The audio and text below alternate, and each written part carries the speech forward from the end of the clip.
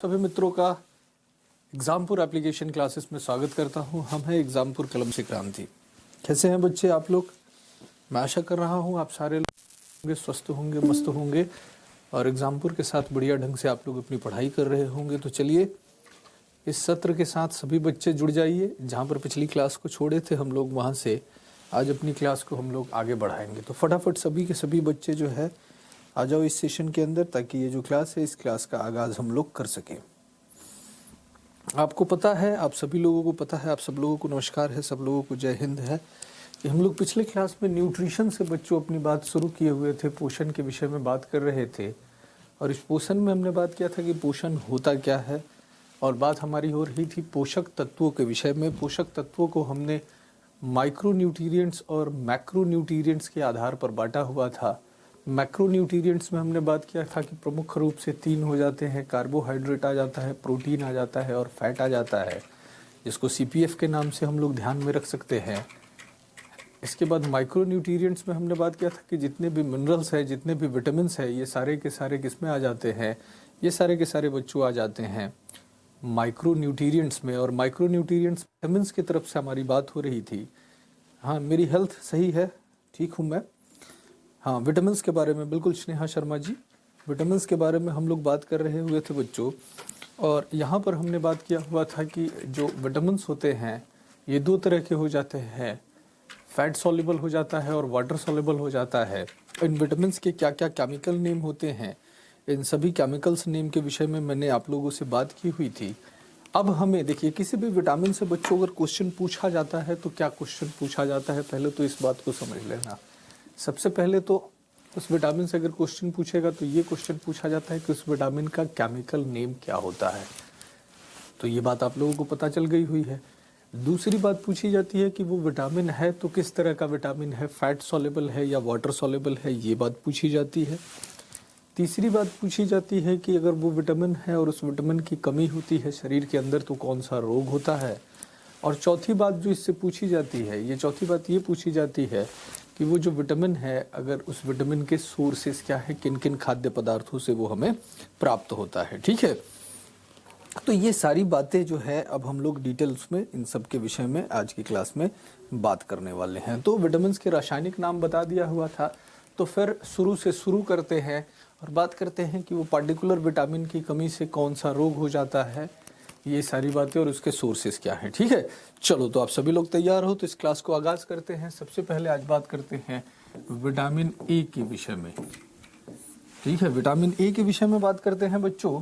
यहाँ से सबसे पहली चीज जो आप सबको पता होगी, ये मैंने आपको बता दिया हुआ था कि इसका रासायनिक नाम क्या हो जाता है, केमिकल नेम क्या हो जाता है, इस विटामिन का रासायनिक नाम क्या हो जाता है। इससे आप सभी लोग अब तक परिचित हो गए हुए हैं कि इसका रासायनिक नाम क्या है। और इसको हमने कहा हुआ था कि इसका रासायनिक नाम हो जाता है रेटिनॉल। क्या हो जाता है बच्चों? रेटिनॉल हो जाता है। ये बात हमने कर ली हुई थी पिछले क्लास में भी, तो जो लोग नए होंगे उनके लिए भी ये बात नोट कर लेंगे कि इसका रासायनिक नाम क्या हो जाता है, रेटिनॉल हो जाता है बच्चों। अब बात किया जाए बच्चों कि ये जो विटामिन होता है, ये विटामिन किस तरह का, किस में सॉल्युबल होता है। तो ये मैंने आपको बता दिया था कि बी और सी विटामिन जो होता है ये केवल वाटर में सॉल्युबल होता है। इसके अलावा जितने भी विटामिन होते हैं ये कैसे होते हैं, फैट सॉल्युबल होते हैं। तो ये विटामिन कैसा है बच्चों? ये एक फैट सॉल्युबल विटामिन है। कैसा है? वसा में घुलनशील विटामिन है, फैट सॉल्युबल विटामिन है, फैट सॉल्युबल विटामिन है, वसा में घुलनशील विटामिन है ये बच्चों, वसा में घुलनशील विटामिन है। ठीक है, वसा में घुलनशील विटामिन है। क्लियर? ये दोनों बातें आप लोगों को पता है। बहुत बढ़िया रमन यादव जी। अब वैसे मैंने आप लोगों को बताया हुआ था बच्चों कि जो विटामिन होते हैं, इन विटामिनों के लिए विटामिन शब्द का उपयोग कैश्मीर फंक नाम के व्यक्ति ने किया हुआ था। लेकिन सभी विटामिन जो है, इनके खोजकर्ता के विषय में बात करोगे तो इनके खोजकर्ता अलग अलग हो जाते हैं। तो देखो, ये जो विटामिन है, अगर इसको पूछा जाता है कि इसके डिस्कवरर कौन है, डिस्कवरर कौन है, खोजकर्ता कौन है इस विटामिन के, तो मैकुलम नाम के व्यक्ति के द्वारा इसको ढूंढा गया हुआ है। किसके द्वारा? मैकुलम। मैकुलम नाम के व्यक्ति के द्वारा इसको ढूंढा गया है। कब ढूंढा गया है? 1913 में। 1913 में मैकुलम नाम के व्यक्ति ने इस विटामिन को डिस्कवर किया हुआ था। तो ये चीज ध्यान में रखिएगा। आपकी पहली क्लास है अतुल कुमार साहब, कोई दिक्कत नहीं है। विटामिन के विषय में बात कर रहे हैं तो आप बिल्कुल सही प्लेटफॉर्म पे हैं, कहीं से कोई दिक्कत नहीं है साहब। आपको सारी बातें समझ में आ जाएगी, वो आप मेरे पे छोड़ दीजिए, आप बस दिल लगा के पढ़िए। तो इसके खोजकर्ता कौन है बच्चों? मैकुलम है। एक और प्रश्न इससे पूछा जाता है, कुछ विटामिनों की देखो, कुछ विटामिन ऐसे हैं जिनकी रासायनिक संरचना के विषय में भी पता लगाया गया हुआ है। तो इसकी रासायनिक संरचना, स्पेशली विटामिन ए को ध्यान में रख लेना, इसकी रासायनिक संरचना पूछ दी जाती है। तो इसकी जो संरचना होती है, इसका स्ट्रक्चर कैसा होता है, इसका पता जिसने लगाया है, स्ट्रक्चर की बात करोगे, तो इसकी जो संरचना है, ये संरचना का पता लगाया है पॉल क्रेरर नाम के व्यक्ति ने। किसने? पॉल क्रेरर ने।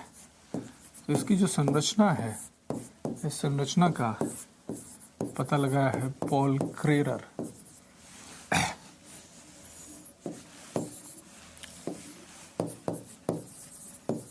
पॉल क्रेरर नाम के साइंटिस्ट ने पता लगाया हुआ है। कब लगाया हुआ है? 1937 में। ठीक है, तो इसकी संरचना का पता पॉल क्रेरर नाम के साइंटिस्ट के द्वारा लगाया गया 1900 संरचना में। Main difference between nutrition and nutrients. Nutrition is a process, ध्यान में रखा कीजिए। सिंह साहब, सौरभ सिंह जी, क्या नाम है? सौरभ, हाँ, सौरभ कुमार सिंह साहब। न्यूट्रिशन जो होता है बच्चे, इस प्रोसेस को कहा जाता है, प्रक्रिया को कहा जाता है। पोषण वो प्रक्रिया होती है जिसमें भोजन को ग्रहण किया जाता है और ग्रहित भोजन से ऊर्जा निकाला जाता है। तो ये प्रक्रिया हो गई। लेकिन इस प्रक्रिया के लिए कौन कौन से पदार्थ चाहिए? तो पदार्थ चाहिए पोषक तत्व, तो कार्बोहाइड्रेट, विटामिन, फैट, मिनरल्स, ये क्या हो गए? न्यूट्रिएंट्स हो गए। और इनका उपयोग करके इनसे एनर्जी निकालने की जो प्रक्रिया हो गई, इस प्रक्रिया को हमने न्यूट्रिशन बोल दिया। तो प्रोसेस का नाम हो गया न्यूट्रिशन, और पदार्थ जो इसमें उपयोग किए जा रहे हैं इस प्रोसेस में, उनका नाम हो गया न्यूट्रिएंट्स। बस इतना ही सा फर्क है। ठीक है, तो पॉल क्रेरर ने इसकी संरचना का पता लगाया। अब बात करते हैं कि इसकी कमी से होने वाले रोग। Disease caused by deficiency of vitamin A. Vitamin A की कमी से होने वाले रोग। विटामिन ए की कमी से होने वाले रोग। तो कौन कौन सी बीमारियां हो जाती है बच्चों?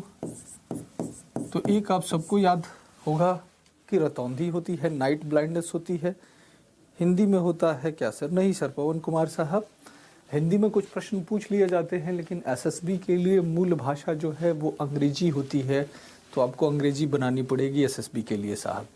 तो आप अभी से लग जाइए इस पे, कोई बड़ी बात नहीं होती है। स्पीकिंग को सीखना कोई बड़ी बात नहीं होती है। तो आप अभी से लग जाइए, एसएसबी के लिए अंग्रेजी को ही वरीयता दी जाती है बच्चे।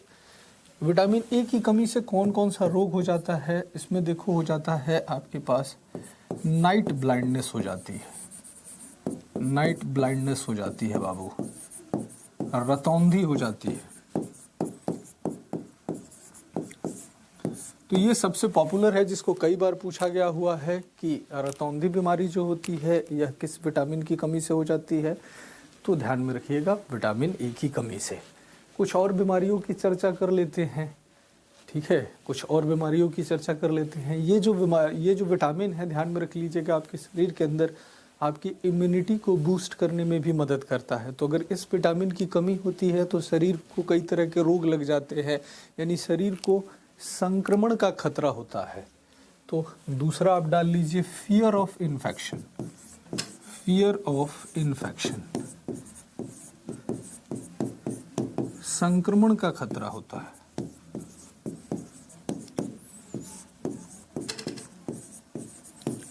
संक्रमण का खतरा होता है। ठीक है, तो क्या हो जाता है? संक्रमण का खतरा हो जाता है। ठीक है। जीरो प्लेथेलेमिया भी होती है, बहुत बढ़िया लोकेश साहब। तो जीरो प्लेथेलेमिया भी होती है, जीरो प्लेथेलेमिया।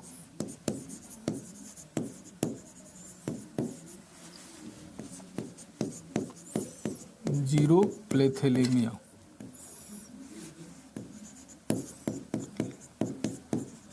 और किरेटोमेलेशाई जो है ना, वो जीरो प्लेथेलेमिया रोग जो है, इसी का व्यापक रूप को किरेटोमेलेशाई कहा जाता है। जीरो प्लेथेलेमिया या किरेटोमेलेशाई एक ही है। स्टार्टिंग जो होता है उसको कहा जाता है जीरो प्लेथेलेमिया, और जब जीरो प्लेथेलेमिया पूरी तरीके से क्या हो जाता है, परिपूर्ण हो जाता है, डेवलप हो जाता है, तो इसको केरेटोमेलेसाई कहा जाता है। तो ये तीन बीमारियां मुख्य रूप से आप लोगों को ध्यान में रखनी है इस विटामिन के लिए, ठीक है। नाइट ब्लाइंडनेस क्या है? नाइट ब्लाइंडनेस, रतौंधी का मतलब होता है सलमान जी की कम प्रकाश में चीजें आपको नजर नहीं आएगी। रतौंधी, रात के समय लाइट कम रहती है, तो कम लाइट में चीजें जो होगी वो दिखाई नहीं देगी, इसको कहा जाता है रतौंधी, ठीक है। अब देखो मैं क्या पढ़ा रहा हूँ राहुल, और तुम्हारा क्वेश्चन कहाँ से है। अब तुम कह रहे हो हिचकी आने का कारण क्या है। कई बार फूड पार्टिकल्स जो हो जाते हैं, ये क्या हो जाता है, रेस्पिरेटरी ट्रैक्ट के अंदर जाते हैं, तो इससे भी हिचकी बन जाता है।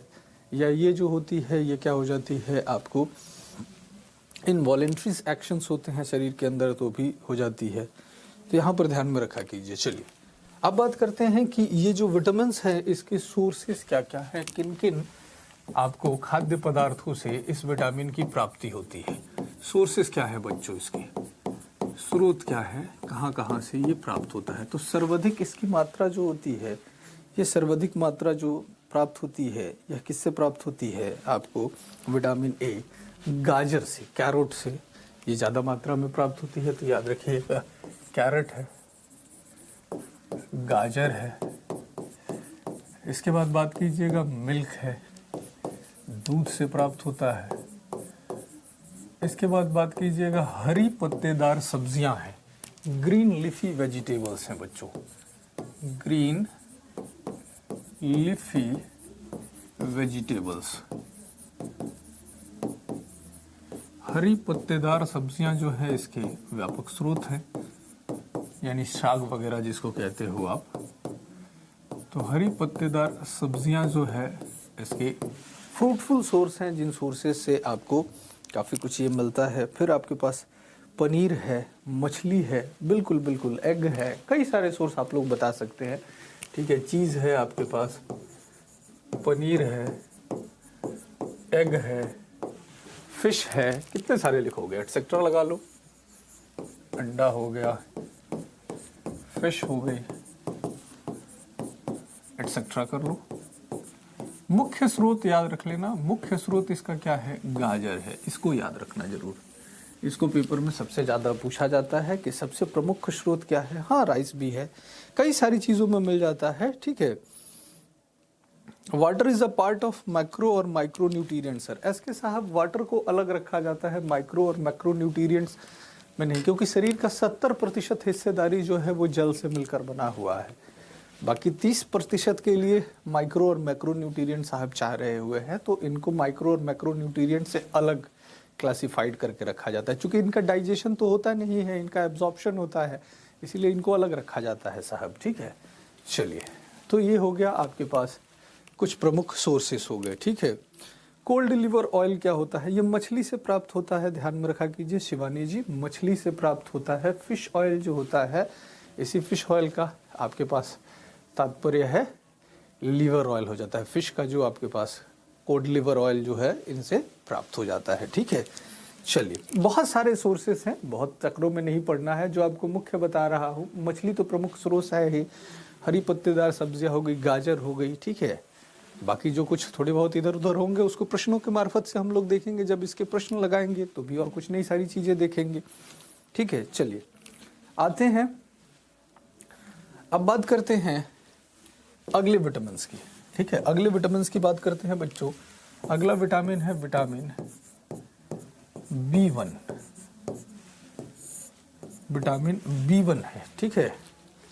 तो विटामिन B1 जो है आप सबको बताया हुआ था कि ये जो विटामिन B1 होता है इसका रासायनिक नाम क्या हो जाता है, थाइमीन हो जाता है। क्या हो जाता है, थाइमीन हो जाता है। थाइमीन हो जाता है। और आपको क्या बताया था कि ये विटामिन है, ये कैसा है, ये एक वाटर सॉल्युबल विटामिन है, और वाटर सॉल्युबल विटामिन है। कैसा है, जल में घुलनशील विटामिन है, जल में घुलनशील। ठीक है, तो कैसा है बाबू, ये जल में घुलनशील विटामिन होता है। ठीक है, अब बात करते हैं कि ये जो थाइमीन होता है, इस थाइमीन यानी कि B1 की खोज जो है, ये B1 की खोज किसने की हुई है? फटाफट मुझे बताइए कि B1 विटामिन जो है इसकी खोज किसने की हुई है, ये आप लोग मुझे बताइए।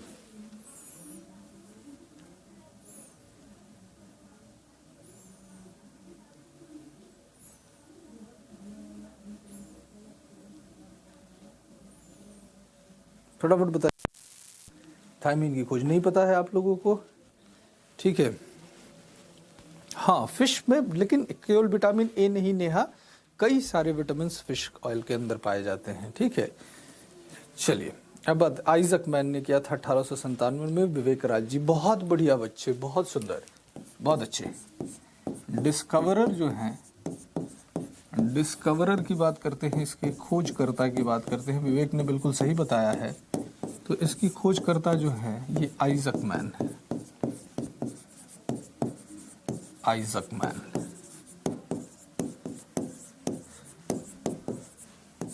1897।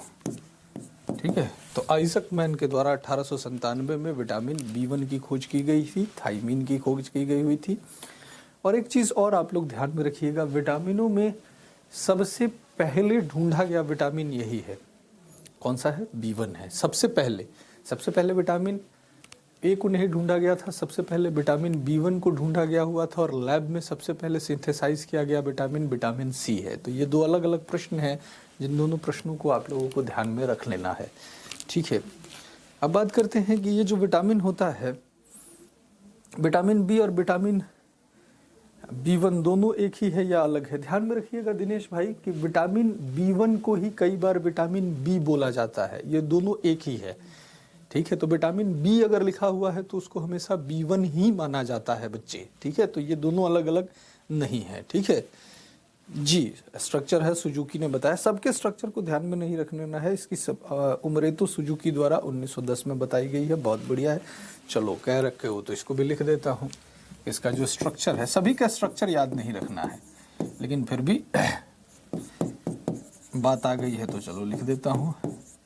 इसकी संरचना जो है उमरेतो सुजुकी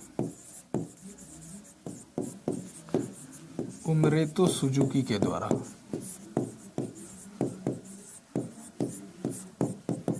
1910 में। ठीक है, ये बिल्कुल सही है।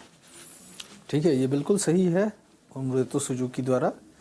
चलिए कमेंट ऊपर चला गया, जिस बंधु ने भी बताया हुआ है बिल्कुल इसका सही उत्तर बताया। सबका नहीं ध्यान में रख लेना है, लेकिन जिसका ध्यान में रख सकते हो अच्छी बात है। अब बात करते हैं कि डिफिशियंसी से डिजीज़ कौन सी है। बहुत बढ़िया, इसका भी जवाब बिल्कुल सही आया है आप लोगों का कि डिजीज़ की बात करते हैं कि इसकी कमी से कौन सा रोग हो जाता है, तो बिल्कुल ये भी सही है, बेरी बेरी होता है, बेरी बेरी रोग होता है।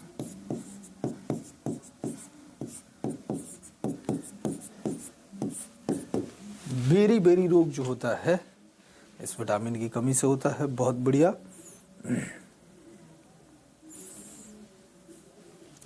ठीक है, चलिए अब बात करते हैं कि ये जो विटामिन है, कौन सा? विटामिन B1, जिसकी कमी से क्या हो रहा था? बेरी बेरी रोग हो रहा था। इसके क्या क्या हमारे पास स्रोत हैं? ठीक है, इसके सोर्सेस के विषय में बात करते हैं बच्चे कि इसके स्रोत क्या क्या हैं। सोर्सेस देखिए इसके क्या क्या हैं। मूंगफली है, ग्राउंडनट जिसको कहते हो, ग्राउंडनट है या पीनट जिसको कहते हो, सूखी मिर्च है, ड्राई चिल्ली है,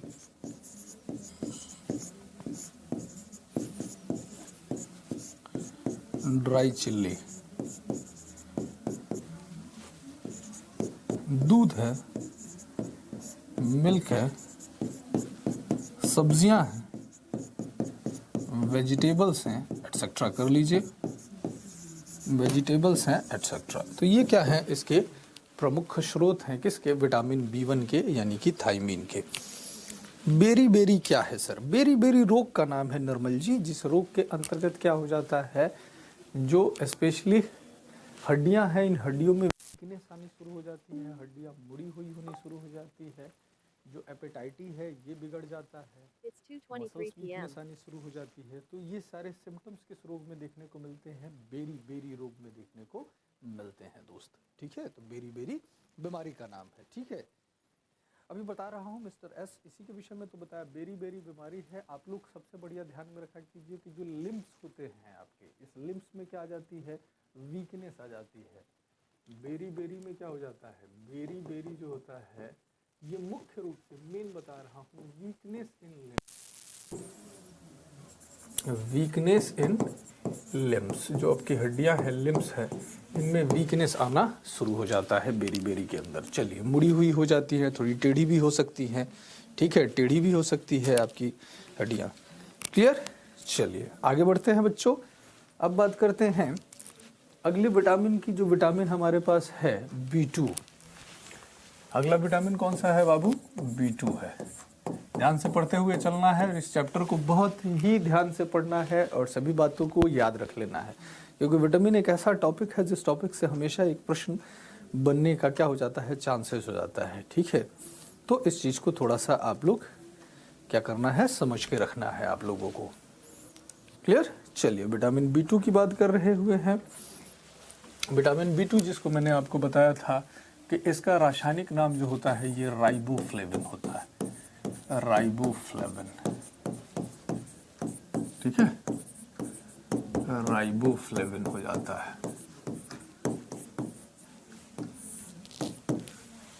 बी परिवार से है बच्चों ये, तो कैसा होगा, वाटर सॉल्युबल होगा, ये तो बताने की आवश्यकता है नहीं, आप लोग समझ सकते हैं, वाटर सॉल्युबल विटामिन है, जल में घुलनशील है, जल में घुलनशील है। चलो, खोजकर्ता बताओ कौन है B2 के, B2 के डिस्कवरर कौन है बताओ मेरे को। B2 जो होता है इस विटामिन के खोजकर्ता कौन है, डिस्कवरर कौन है, खोजकर्ता बताओ इसके।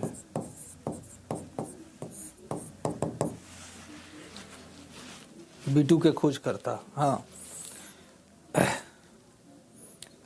बेरी बेरी क्या, अभी तो आशीष कितनी बार बताया, ध्यान से नहीं सुन रहे हो। बेरी बेरी बताया, मसल्स वीकनेस का केस है सर, रोग का नाम है जो विटामिन B1 की कमी से हो जाता है। ठीक है, चलो, मैकुलम है विवेक राज जी, बहुत अच्छे बच्चे, बहुत अच्छे।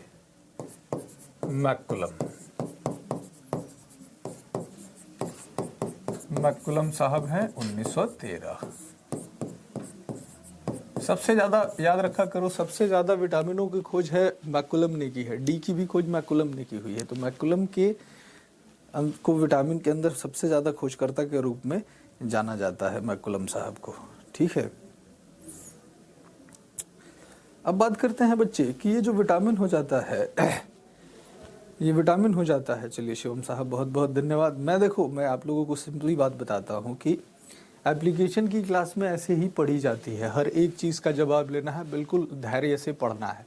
यूट्यूब की क्लास में ज़्यादा चिल्लम चिल्ली मचानी होती है, हड़बड़ी मचानी होती है। एप्लीकेशन की क्लास का ही मतलब होता है कि धैर्य से पढ़ना है, और धैर्य से पढ़ने के लिए ही आप लोगों ने कोर्सेज को परचेज़ किया है, आप लोगों ने पैसे दिए हुए हैं, तो आपके प्रश्नों का जवाब दिया जाएगा। आसानी से सब बातों को पढ़ा, कोई बेचैनी नहीं है, आराम से नोट्स बनाइए, आराम से एवरीथिंग नोट कीजिए और बढ़िया ढंग से पढ़िए। मैं आपको बता रहा हुआ हूँ, अगर आपने सारी चीज़ों को नोट किया, बढ़िया नोट्स बनाए, बढ़िया रिवीजन कर रहे हो, बढ़िया क्वेश्चन लगा रहे हो, तो आपकी सफलता सुनिश्चित है, कोई नहीं रोक सकता है आपको।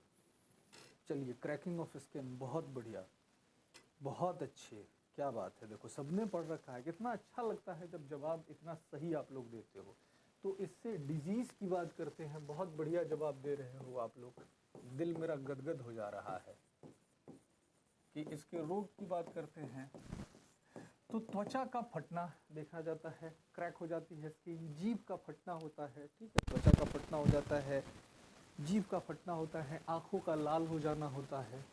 त्वचा का फटना, त्वचा का फटना, जीभ का फटना, जीभ का फटना, आँखों का लाल हो जाना, आँखों का लाल हो जाना इत्यादि, इत्यादि, इत्यादि, लाल हो जाना।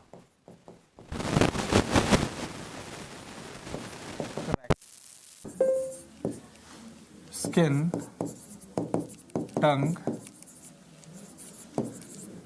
रेडिश आई, रेडिश आई।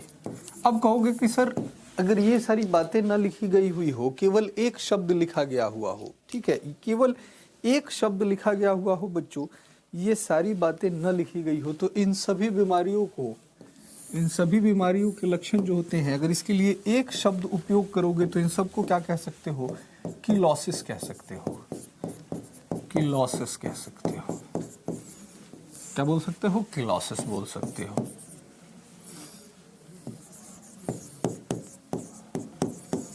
चिलोसिस इसको लिखा जाता है, पढ़ा जाता है किलोसिस। इन सभी बीमारियों को एक साथ हम लोग क्या बोल सकते हैं? बहुत बढ़िया संदीप कुमार साहब, बहुत शानदार बच्चे, किलोसिस कहा जाता है। पीडीएफ कहाँ मिलेगा? अतुल अब तक पता नहीं है बच्चे कि पीडीएफ कहाँ मिलता है। ऐप की क्लासेस का पीडीएफ ऐप की क्लासेस के अंदर ही होता है। आप अपने एप्लीकेशन को खोलोगे तो ऊपर देखोगे सब्जेक्ट का ऑप्शन आता है। सब्जेक्ट को खोलोगे तो सारे सब्जेक्ट टीचर के फोटो के साथ खुल जाते हैं। अब बायोलॉजी को खोलोगे तो एक तरफ वीडियो दिखाई देगी और वीडियो के सामने उसका पीडीएफ दिखाई देगा। तो इस तरीके से ऐप क्लासेस का पीडीएफ मिलता है आपको।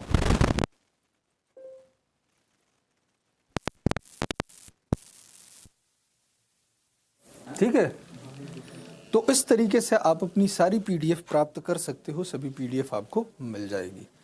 ठीक है,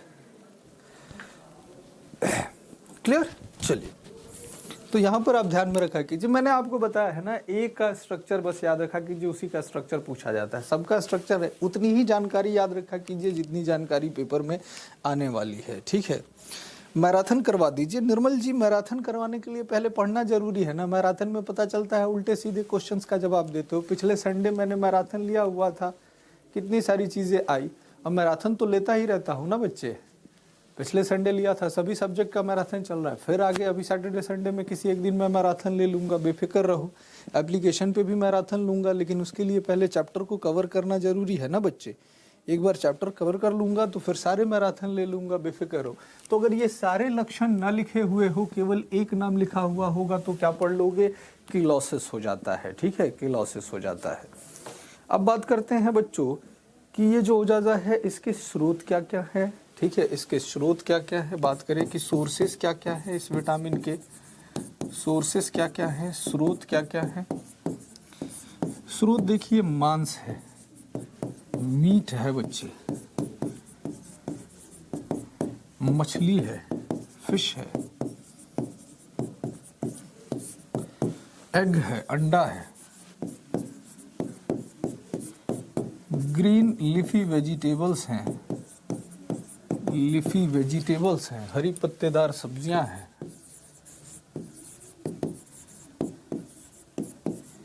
हरी पत्तेदार सब्जियां हैं।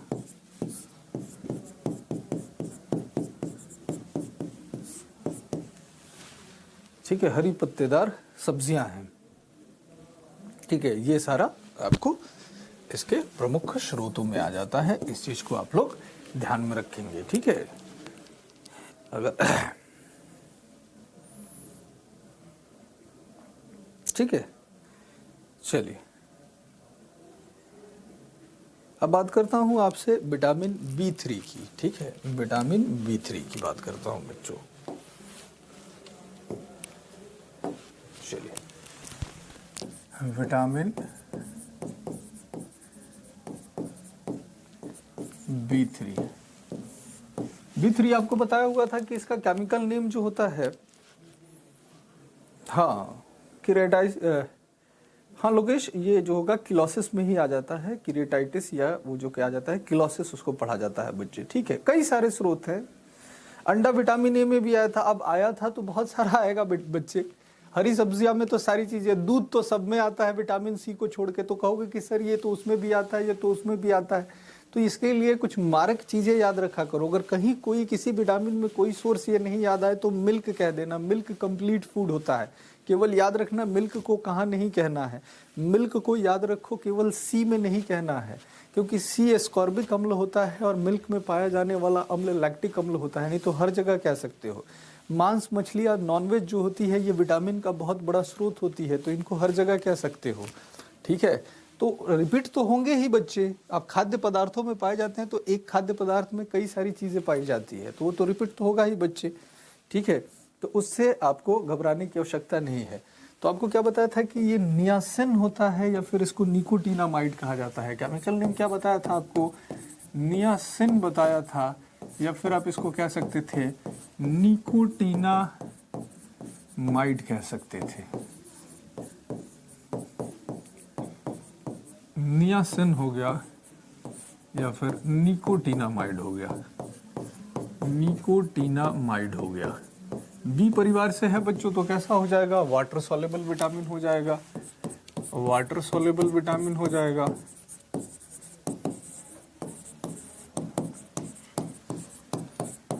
जल में घुलनशील हो जाएगा, जल में घुलनशील हो जाएगा।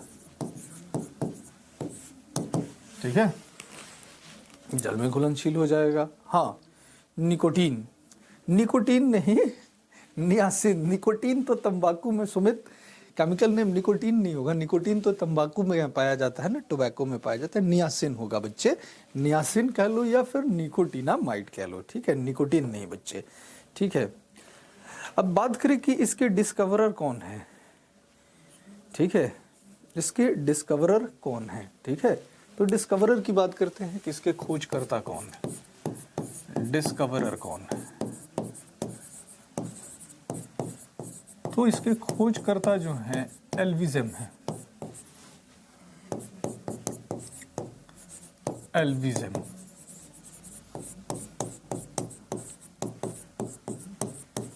एल्विज़म नाम के साइंटिस्ट ने इसको ढूंढा हुआ था। किसने ढूंढा हुआ था? एल्विज़म ने ढूंढा हुआ था 1937 में बच्चे। ठीक है, 1937 में। ठीक है, 1937 में ढूंढा था। विटामिन के लिए ध्यान में रखा करो, इसके मैंने बता तो दिया है कि सभी विटामिन कैसे होते हैं, ऑर्गेनिक सब्सटेंस होते हैं, कार्बनिक सब्सटेंस हो जाते हैं। ये तो मैंने आपको बताया ही था। ठीक है, क्या कैसे हो जाते हैं? आपके पास कार्बनिक सब्सटेंस हो जाते हैं। ठीक है, चलो अब यहां पर बात कर लेते हैं कि ये जो विटामिन है आपके पास B3, इसकी कमी से कौन सा रोग हो जाता है। डिजीज की बात कर लेते हैं।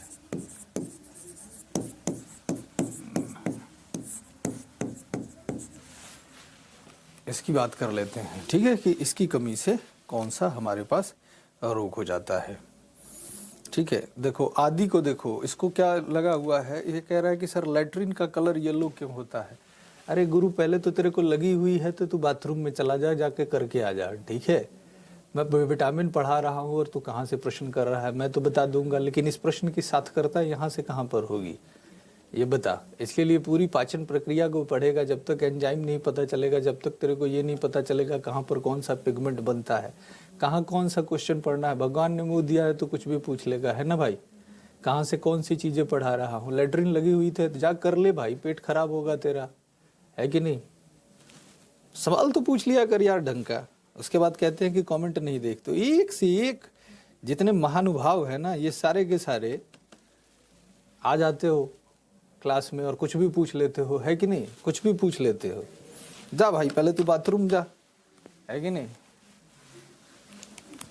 रोग बात करते हैं बच्चों की। विटामिन B3 जो होता है, इस विटामिन B3 के चलते कौन कौन सा रोग देखने को मिलता है। ठीक है, तो देखो ये विटामिन जो होता है, इस विटामिन की कमी से क्या हो जाता है, हाँ जो हो जाता है बालों का सफ़ेद होना देखने को मिलता है। ठीक है, बालों का सफ़ेद होना देखने को मिलता है और मंदबुद्धिपन उत्पन्न होता है, ठीक है। बालों का सफ़ेद होना और मंदबुद्धिपन देखने को मिलता है, यस। तो हेयर बिकम्स वाइट,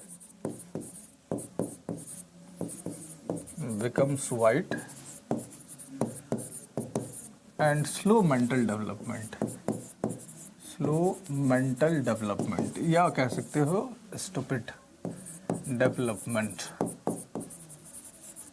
ठीक है। बालों का सफेद होना तथा मंदबुद्धिपन उत्पन्न होना, बालों का सफेद होना तथा मंदबुद्धिपन उत्पन्न होना,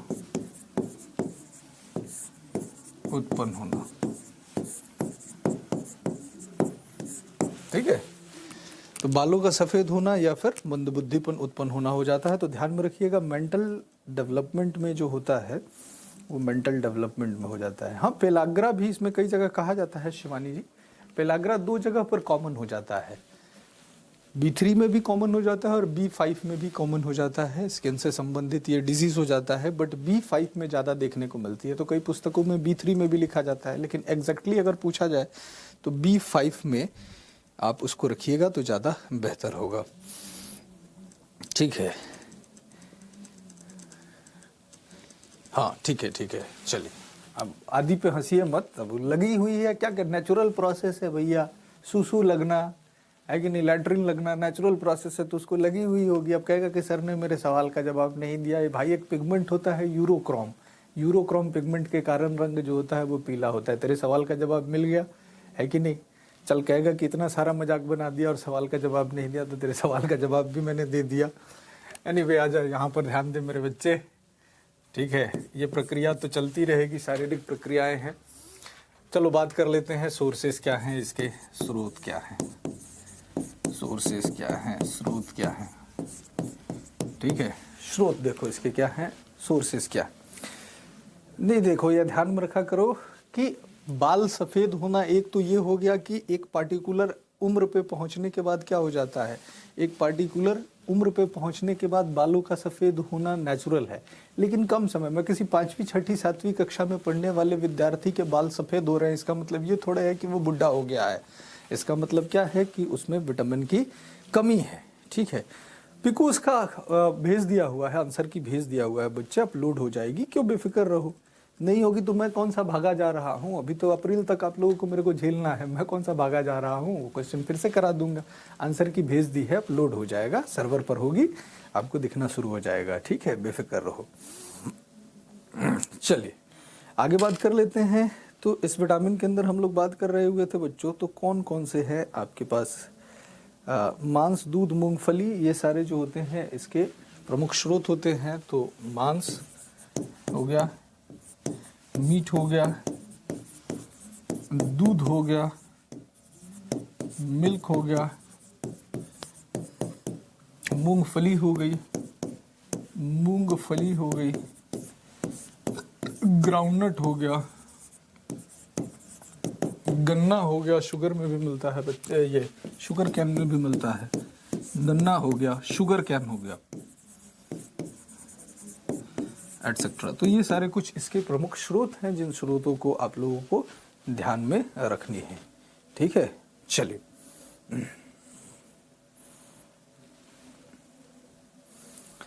ठीक है, चलिए आगे बढ़े।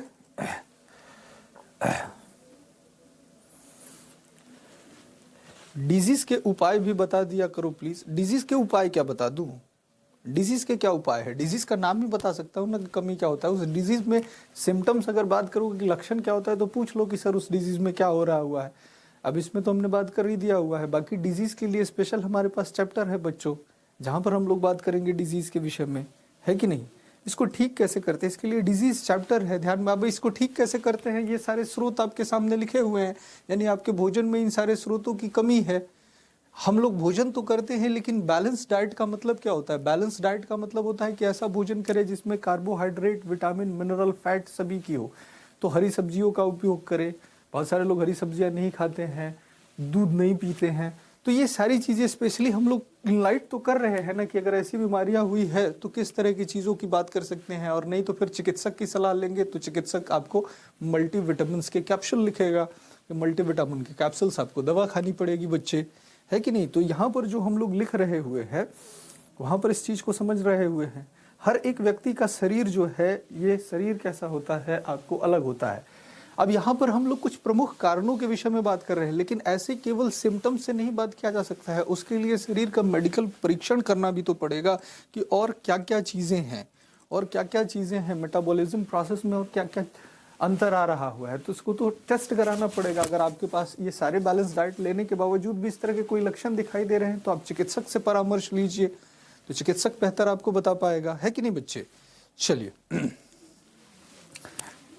अगले विटामिन के विषय में बात करते हैं। तो ये हमने बात कर लिया विटामिन B3 की। अब जैसा आपको पता है विटामिन B4 का स्वतंत्र अस्तित्व होता नहीं है, तो अब बात किसकी करेंगे, विटामिन B5 की बात करेंगे। विटामिन B5 की बात करेंगे, ठीक है। तो B5 आपको बताया हुआ था कि इसका केमिकल नेम जो होता है ये क्या होता है, ये हो जाता है pantothenic acid, pantothenic acid, pantothenic अम्ल, थेनिक अम्ल। और बी परिवार से है तो किस में होगा बच्चे, ये जल में घुलनशील हो जाएगा, वाटर सॉल्युबल विटामिन है ये, जल में घुलनशील, जल में घुलनशील विटामिन, ठीक है, जल में घुलनशील विटामिन है। माइग्रेन अभी आपको पढ़ाया, माइग्रेन के लिए विटामिन की कमी थोड़ा देखें शिवानी। इसके बाद माइग्रेन के अंतर्गत कई सारी चीजें हो जाते हैं, गैप्स बनना शुरू हो जाते हैं ब्रेन स्पॉट्स में, नर्वस न्यूरोलॉजी के अंदर का ये टॉपिक है, ठीक है। माइग्रेन के लिए विटामिन को क्यों आप इसमें स्पेशली रिस्पॉन्सिबल ठहरा रहे हैं, ठीक है। चलिए आगे बात करते हैं कि ये जो विटामिन हो जाता है विटामिन B5, इस विटामिन B5 के खोजकर्ता कौन है, ठीक है, इसके डिस्कवरर कौन से हैं बच्चों, ठीक है। विटामिन B5 जो होता है पेंटोथेनिक एसिड हो जाता है, विलियम्स ने इसको डिस्कवर किया हुआ है। बहुत बढ़िया, देखो विवेक ने सारे डिस्कवरर के नाम याद रख रखे हैं, बहुत अच्छे बच्चे, ठीक है। डिस्कवरर जो हैं इसके खोजकर्ता जो है ये विलियम्स है, विलियम्स।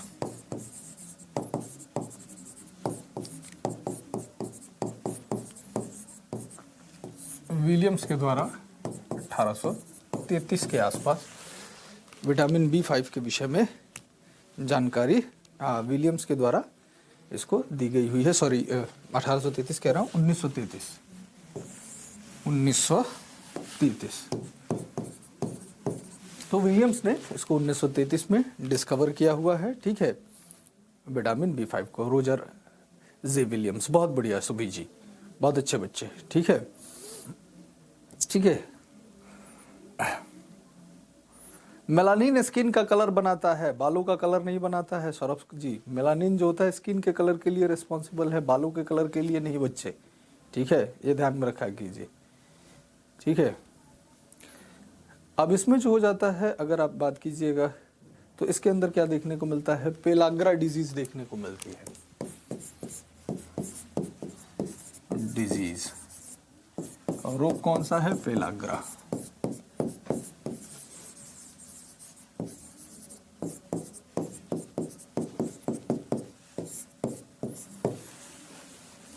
पेलाग्रा किस तरह की डिजीज है, ध्यान में रखिएगा, ये एक स्किन डिजीज है। पेलाग्रा कैसी है, स्किन डिजीज है।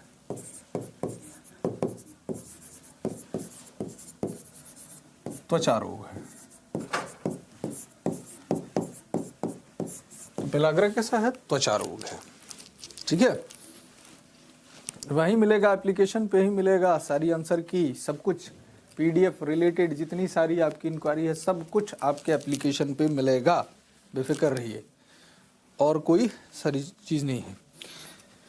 Burning syndrome, burning fit syndrome B12 की कमी से हो जाता है लोकेश। बर्निंग फिट सिंड्रोम जो होता है वो विटामिन B12 में देखने को हमें मिलेगा बेटा, यहाँ पर नहीं, ठीक है। बर्निंग फिट सिंड्रोम की अगर हम लोग बात करेंगे तो चलो क्लियर है? तो B5 के अंदर हमने बात किया कि ये क्या देखने को मिल रहा है। स्रोत की बात करें, मांस, मूंगफली, आलू, टमाटर, ये सारे इसके स्रोत हैं।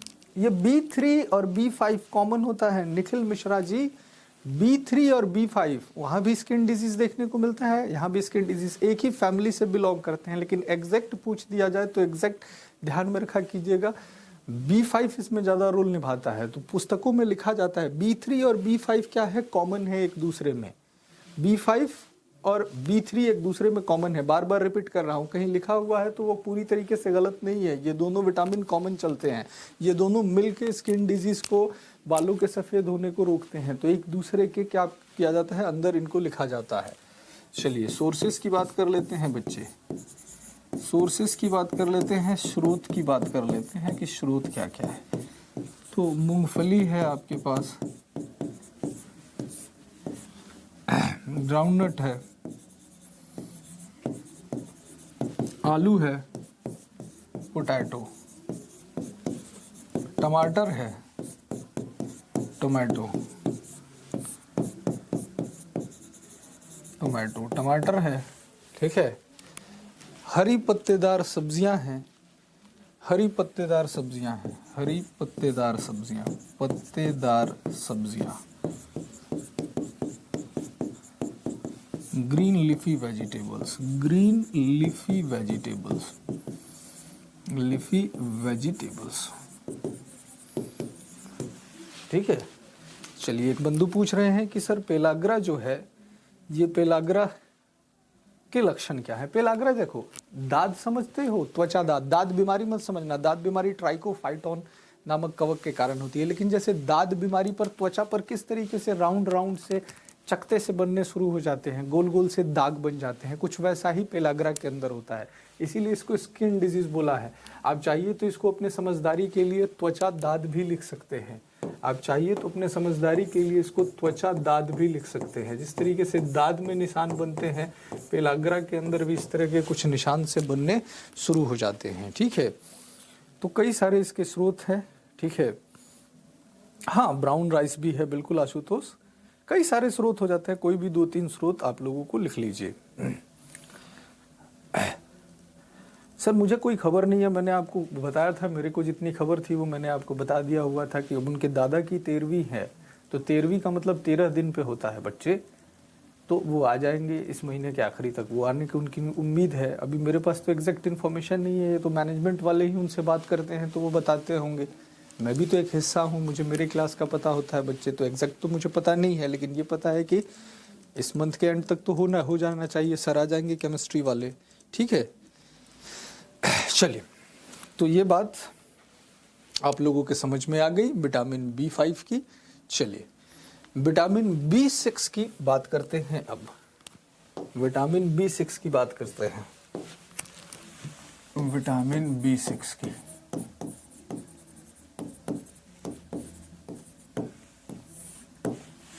ठीक है, तो ये क्या है, पायरिडॉक्सिन है। विटामिन B4 क्यों नहीं होता, अरे भैया मेरे होता नहीं है तो जबरदस्ती बता दूं। विटामिन B4 जो होता है कंबाइंड स्टेट में पाया जाता है, इंडिपेंडेंट स्टेट में नहीं पाया जाता है, ठीक है। तो जबरदस्ती बता दूं, और पहले तो ध्यान से पूछा करो ये क्या मतलब है कि विटामिन B4 क्यों नहीं पैदा होता। चच्चा, मैं तुम्हारा चच्चा लगता हूँ, जरा इनको लो खोपचे में लो तो भाई। अनुज देखो ये कौन है, अनुज जरा देखो ये कौन है, बड़ा इतना लंबा किए हुए हैं, स्पैम किए हुए हैं, इनको मैं अपना चच्चा दिखाई दे रहा हूँ, जरा इनको लो भैया खोपचे में।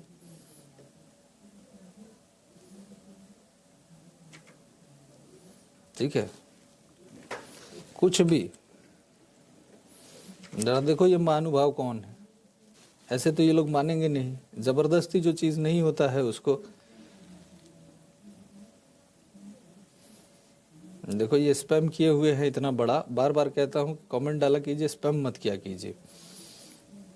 B3 और B5 जो होता है रचित जी, ये दोनों के दोनों सेम परिवार, परिवार कौन सा है, B परिवार है, तो सेम परिवार से ही आते हैं।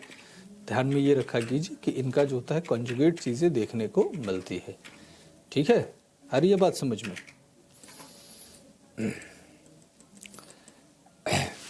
क्लियर।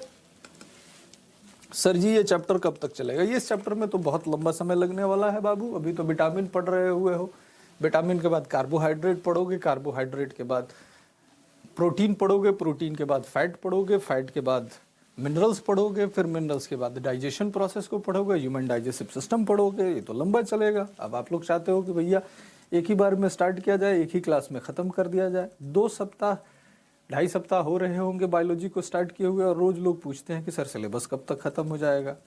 यार सिलेबस ख़त्म करना है तो बताओ, लिख देता हूँ कि हाँ सिलेबस ख़त्म हो गया, आप भी अपने घर, मैं भी अपने घर, अच्छी बात है।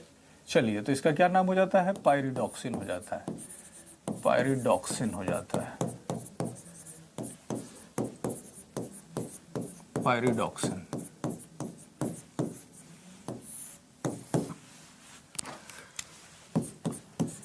ठीक है।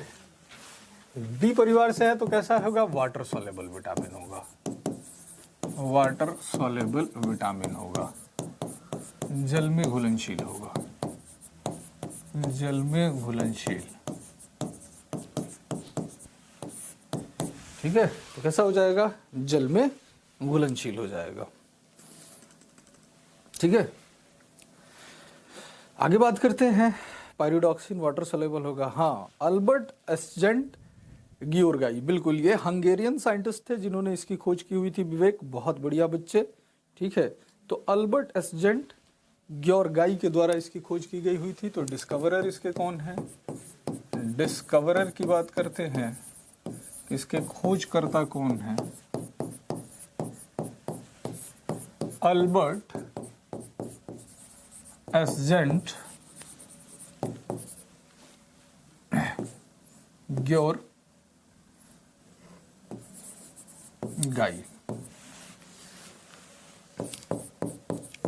अल्बर्ट एस्जेंट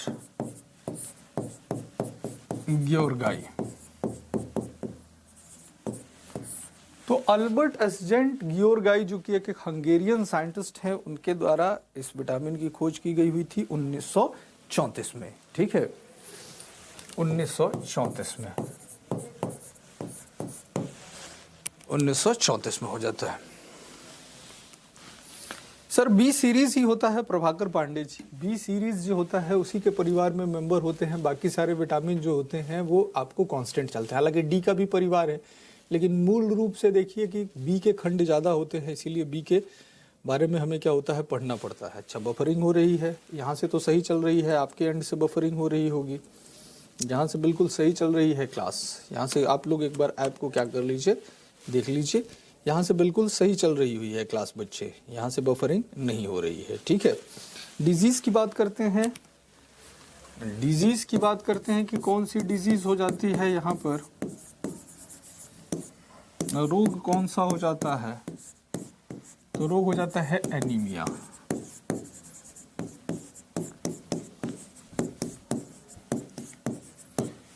एनीमिया नामक रोग हो जाता है। तो B6 की कमी से कौन सा रोग हो जाता है? एनीमिया हो जाता है।